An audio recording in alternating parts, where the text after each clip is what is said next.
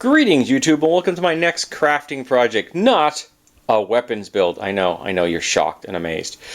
This is an Uriah toolbox, which I just purchased, and I'm going to be doing some modifications to it before I go and take it to work. I'm going to bring my old toolbox home, transfer the stuff over, and doing some editing, see what if I actually need all the stuff I've already got in there. And if I don't, get rid of it, and then transfer it to this, and then bring this one back. So this is the toolbox. It's 14 by 6 by 6. It's got a square cross section. Got a latch in the front, handle on top, and it has this style of hinge, which is one of the selling points for me. This is the type of hinge I wanted because the toolbox I have at work at the moment is plastic and is pops off. It's just a clasp that hooks onto itself, hooks the top, hooks onto the bottom in two sections, and it can pop off very easily. It's quite annoying. This one cannot. I picked this up from Zorro Tools, and I will give them big props for shipping because they did an awesome job as far as the shipping is concerned. This was in a box of its own. Then it had these big chunky cardboard corners on all the corners, and then that was sitting inside another box that had paper padding on all the sides going around. Excellent job. Got here in good condition. Because metal is much easier to dent than like plastic is. Downside to this particular toolbox, however, is that it does have some finishing problems. There is a finishing problem there. You can see that one. That's pretty evident. But worse, there's one right here, which is sitting proud. That's a metal burr, and it's a big ass metal burr. I'm going to make that burr go away, as well as make some modifications. So what kind of modifications am I making? Well, nothing to the outside other than removing that burr. Okay, so this is the tray on the inside. It's one like this, and then there's, oh, I still have stuff in there. I brought that from upstairs. All right, well, that'll be out of there in a minute. But I need to divide this, and I want to put a handle on it, because I want to be able to go like this.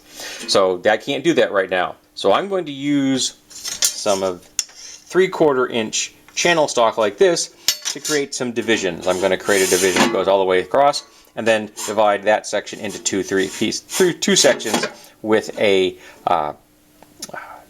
two dividers. Now I'm going to set up the divider here so that it is going to go, the L go this way, and have it slightly offset so that I can easily slip my fingers under there and get a hold of the bar, which I'm going to be using, because I'll be using this piece of steel 3/4 inch stock. This is a bit of an overkill, I freely admit this, and I actually wanted to use aluminum 3/4 inch tubing, which would, go with the theme of the aluminum dividers, but it's like twice the cost.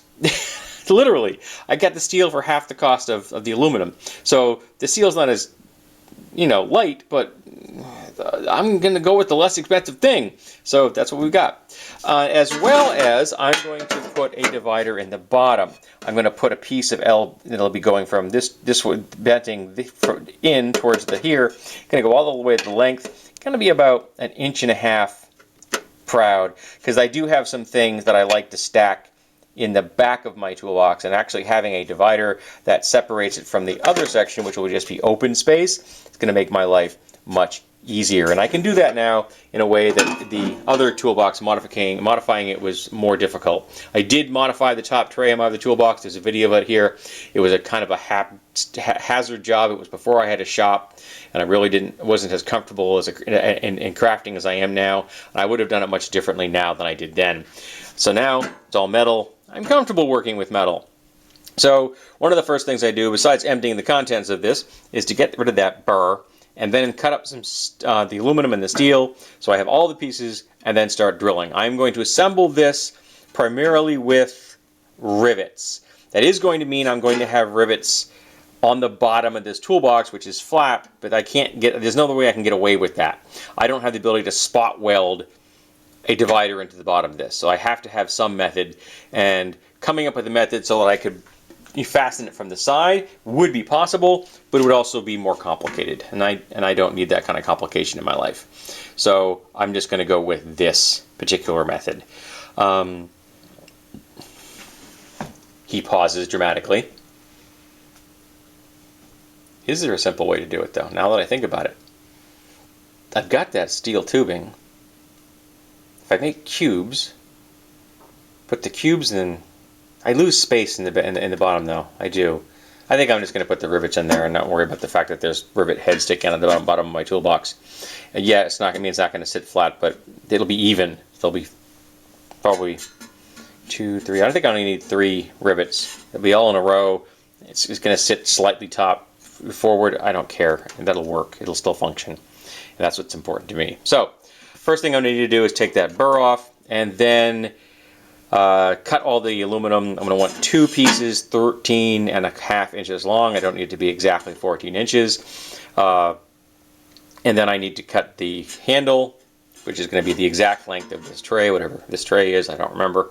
And then cut out the length spacers I want. I'm going to get the 13.5 inch ones cut first so I can kind of look at it and see what I play with it a little bit and see where I want it before I determine the final distance I want to use for those.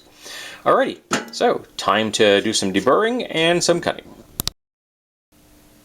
So here is the piece that will be on the bottom of the toolbox. And this is how I'm going to divide the tray up. I worked out it's going to be about 2 inches. That's about the distance I want to have those spaces be when I'm finished. And then this section here will be available. And that's going to put the handle just give me enough space to get my fingers on there comfortably. So that'll work. That'll work. You know, also do this. I can also grab it like this and lift up on it. So that'll be handy because I do tend to keep the smaller compartments in the back. I'm just kind of used to it, and having the open section here in the front. That's what I'm used to doing. That's probably what I'm going to do again. And if I decide if I can live with it the other way around, I will. I just tend to put the things I don't use as much in the front. Another big advantage of this tray over my other one is that my other tray has a central handle. So there's a hole under the central handle, which means that items from here and here can easily fall into that hole and fall into the bottom of my toolbox, which is really annoying when I'm looking for something in the tray and it's actually fallen into the down below. So this will eliminate that problem. So that by itself makes this a toolbox worth owning, because I'm never going to have to worry about my tools up here falling into the area below them, which is very annoying. This is a little bit less than 13.5 inches because I forgot I had to get it diagonally between here because I had this overhang, so I couldn't. It wouldn't fit here and then slide over. This is just I've got it just a bit small enough that I can squeeze it in there and then rotate it. I will then, now it's time to mark up where I want to have all the holes to be and drill the holes in the aluminum first. And then when I'm done with that, I will then mark through those into the steel so I can then drill the steel holes. Obviously, I'm going to be only have to only put them where I can easily access them. So I'll probably put on this one, I probably think I only need 2. So I'll probably put 1 there and 1 there. I'll figure out what that measurement is. And then 1 in the middle of each of those. That'll be just fine.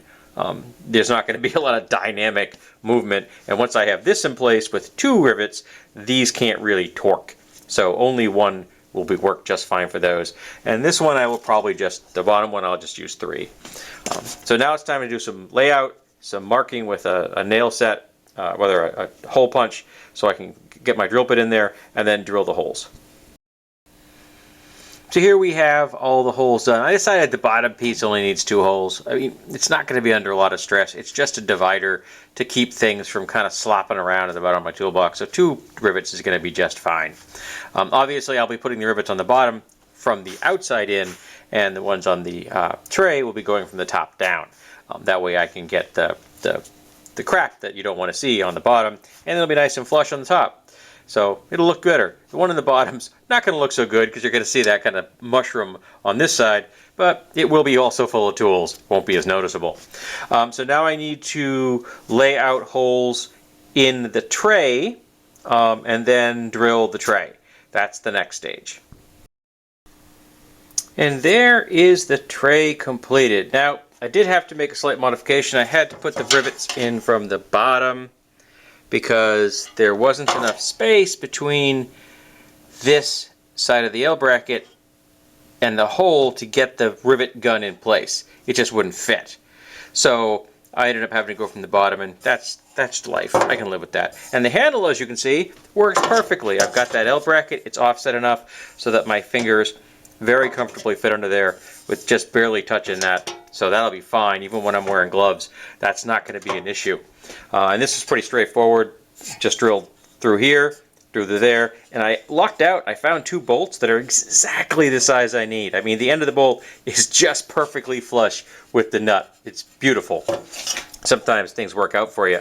So yeah, so the tray is complete. So now I have to take my second long piece of bracket here and lay out holes in the box itself, lay out where I want it, and then mark the holes and then drill it. And then it should be just a problem of holding this in place while I pop rivet those last 2 holes. And I may actually have to enlist my wife's help with that, because there's a lot of moving parts with trying to hold a box with a lid. It's a lot of stuff going on at once, so I may actually have to ask my wife for her assistance on that one. So I don't involve her very often, in fact, very rarely, because this isn't her thing. But I do need help this time, I think. I don't think I have a clamping method for holding this in the bottom. I mean, if it were steel, and this would be different, because then I could use a magnet, but it's not steel, it's aluminum, and I did that specifically because I wanted something as light as possible. Again, the reason I went with steel here was that it was much less expensive than the aluminum tubing. And I will admit, I also have a great deal of affection for steel. I just happen to really love the look. That's just a pretty piece of metal. And the other piece that I didn't use, the piece I cut off, I will find a use for that in some weapons build. So someday you'll see that again. Okay, so time to lay out some holes and then to drill them, and maybe get my wife help to pop rivet them. The toolbox modification is complete. So here we go. We open up the toolbox, and there we have the modified tray. And then we put that over here, and we have this. Now I lucked out, because when I got this divider in place, and I put the 2 pop rivets in from the back, the tension between them two, because nothing lines up perfectly, was enough that I could actually get this to stay in place well enough that I could just rivet it on my own. Just put the toolbox on its side and just pull the pop rivets through. This one didn't come out perfect, but not a bad job. And again, all this is here to do is kind of, I have some kind of things I like to put this way in the back, kind of pushed against the back of this, and this will help me divide that up, keeps them from flopping around. And the rest of the toolbox is just open storage where I keep things in. And eventually I will probably have a video where I talk about what I actually have in my toolbox, because some people may find that interesting. But there you have it, one fully modified toolbox. I'm quite happy with the results. It's not perfect, but then again, nor am I. I do think I'm going to get some of those little felt pads though, so that that's not clunking around quite so much. So put them on those little ledges right there, so that I get quieter going in. I may poke around upstairs. Maybe I have some, those kind of things you use on your furniture and stuff. So maybe I have some upstairs on my toolbox. I'll poke around. If I don't, I can always pick a set up, and put them in here. So that will make it a little quieter. Yeah, quite happy with this. Again, this has been my modified Uriel toolbox, and I am quite pleased with the results. Thank you for being here. Please stop by my DeviantArt and my Instagram, because I have cute cat pictures on Instagram, and on DeviantArt it is a permanent place for all my weapon build images. Thank you, and hope you'll come back for the next build.